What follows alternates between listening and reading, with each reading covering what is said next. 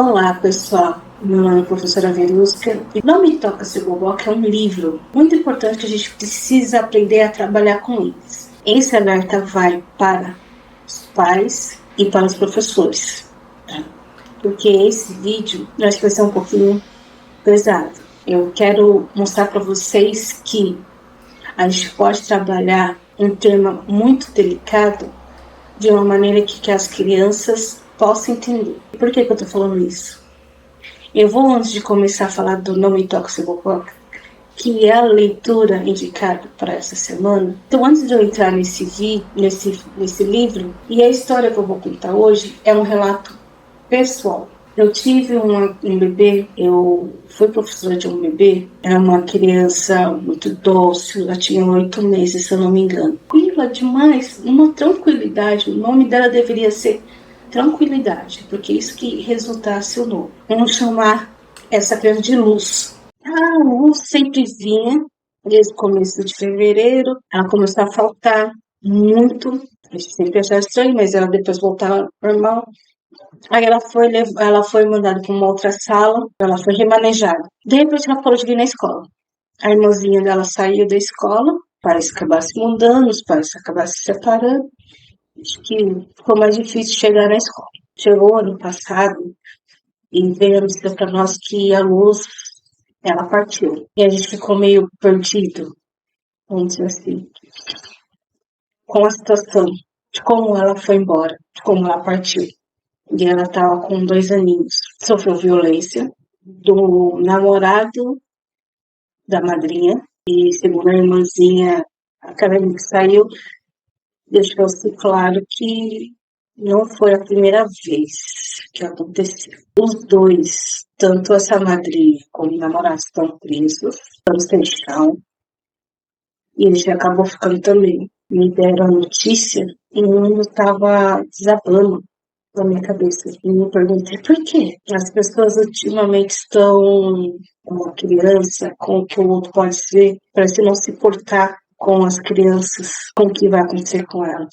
Por que eu trouxe esse livro hoje? Não Me Toca Seu Boboca. É um livro muito autoexplicativo que ensina as crianças como fazer para denunciar esse tipo de coisa e como que a gente pode identificar essas coisas com os nossos filhos que não sabem falar. Eu quis trazer a história, porque é algo que me chocou muito. Eu vejo muitas crianças à deriva do nada, muitas crianças sofrendo por nada, muitas crianças sendo prejudicadas por nada. E é triste perceber isso. Eu não vou nem entrar no critério da PL que saiu sobre o aborto, as condições que se deve fazer ou não, que eu tenho uma opinião e você tem a sua, e segue com isso. A gente precisa pensar nas crianças que estão aqui, e é isso que não está sendo falado, as crianças que vão ficar aqui. E esse livro traz esse alerta.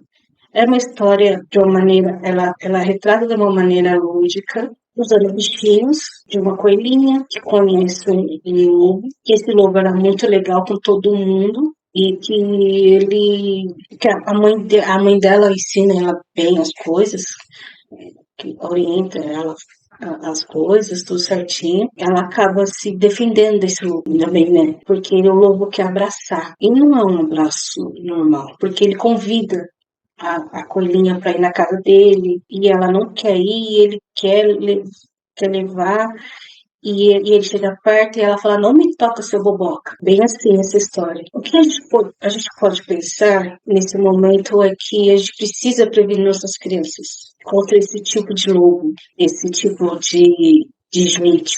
Porque cada dia mais me assusta ver a quantidade de crianças, porque eu não posso, acho que nem tortura pode usar aqui nessa plataforma, por pessoas que era para proteger, ou com pessoas que nem elas não queriam que tivesse no convívio delas. E alguns homens têm um olhar malicioso. E a gente entra em vários fatores, religioso, a gente entra no fator político, ideológico. Nenhum dos fatores é da criança. Nós adultos ficamos tão resistente com relação a essas coisas, com as crianças depois que nascem, e a gente não se dá conta o que eles estão precisando agora. A gente não está fazendo nada para defender as crianças. Elas sejam uma luz, e a gente precisa ler essas histórias, por mais assustadoras que elas sejam. Quando eu li essa história para as crianças, não foi, juro. E eu sempre lia a história antes.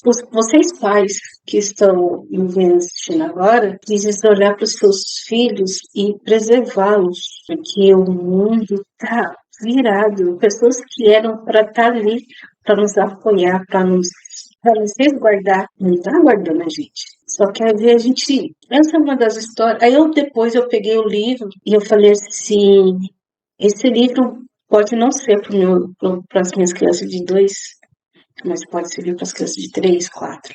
Teve uma história aqui, uma história não. Um relato agora aqui, que uma criança, ela pôde denunciar os seus agressores, falar para as outras pessoas que o pai e o avô estavam fazendo as coisas com ela. E ela fala o porquê que a mãe ensinou aonde se deve tocar nela.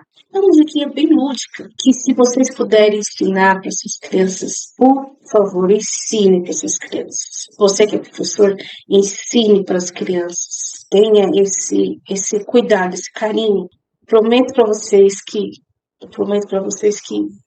os próximos vídeos vão ser mais vivos, vão ser mais frenéticos, mas eu deixo aqui a minha dica de leitura para vocês lerem para suas crianças. Quanto mais cedo eles começarem a aprender sobre onde que se pode tocar e onde eles podem tocar, melhor para nós que não vamos sofrer como a mãe da luz, ou com muitas luzes por aí. Várias partes do meu corpo tem, cabeça, braços, pés e pernas também. Algumas partes ficam bem guardadinhas e uma delas fica embaixo da minha barriguinha. Nelas qualquer pessoa não pode tocar, não. São minhas partes íntimas e eu não deixo, não. Se desobedecer e nelas tocar, eu vou correndo pra mamãe contar. Se não resolver, eu tenho que pensar qual é a pessoa que pode me ajudar. Papai, titia, professor ou a vovó. Eu sei que com um deles eu não estarei só. Nas minhas partes íntimas não pode tocar, não, se não for da minha rede de proteção. E esse toque tem que ser bem rapidinho, para limpar ou passar no remedinho.